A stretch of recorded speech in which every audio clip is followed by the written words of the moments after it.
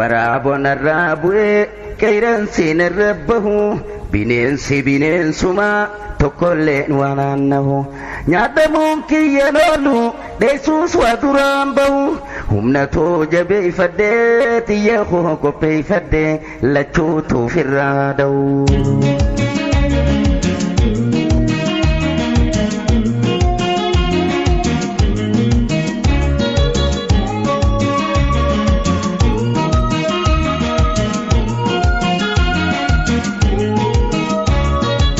Refilo wakiyas kabenyaan ani ore ani eegatochuudhaan waraaboo nyaachuu ture sani firraa hambifnaan qabsoodhaan firraa mure kan dhiigatuutu dhufe qeeransaan natti dabre osoo tirrebaa jiru kanaas godaa ari'ee lammaffaana nyaachuudhaaf waraaboo lafaa ka'e taraan toogeesse jee.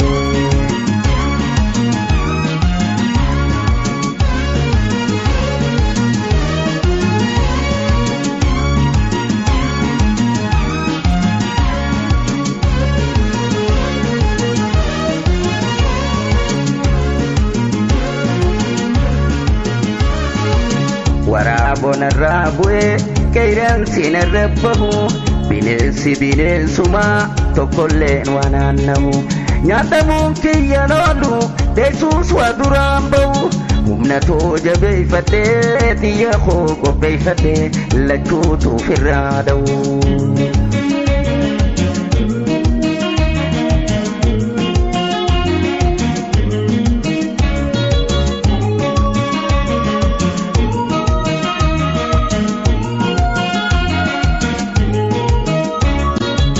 Waraaboo hambaan qabu luynoomaaf sidee sulle kalloolleen irraa naftu cabsee nyaata lafelle qeeransi dhiiga guute qurxee lafatti darba sanyii bineensa isaanii nyaata taafte hamba qabeenya koo duguuguun isaan lachuu tokkuma walirraas wayyaan qabu bineensuma waan haasuun qaban namaa.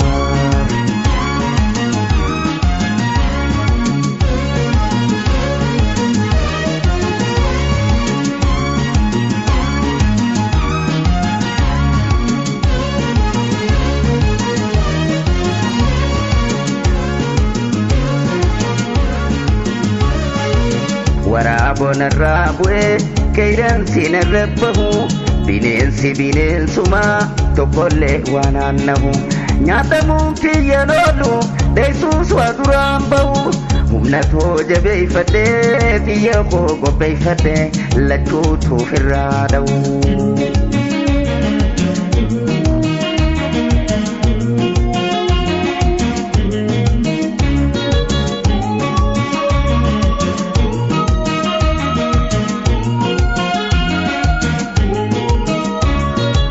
Nyaaphan gurguddaa malee jedheen isaanii baay'ee kan midhaan ooyiruu fite kakka karkarroof booyyee wal faragaanu dabruun kullisan alaamana bineensa nuuf bobba'u hanga yoom teenye eeboof waraana fuudhe tokkummaadhaan bobbaane ifirraa gatuu qabnaa goda isaanii marsine bahaa dhihaa dirmanne.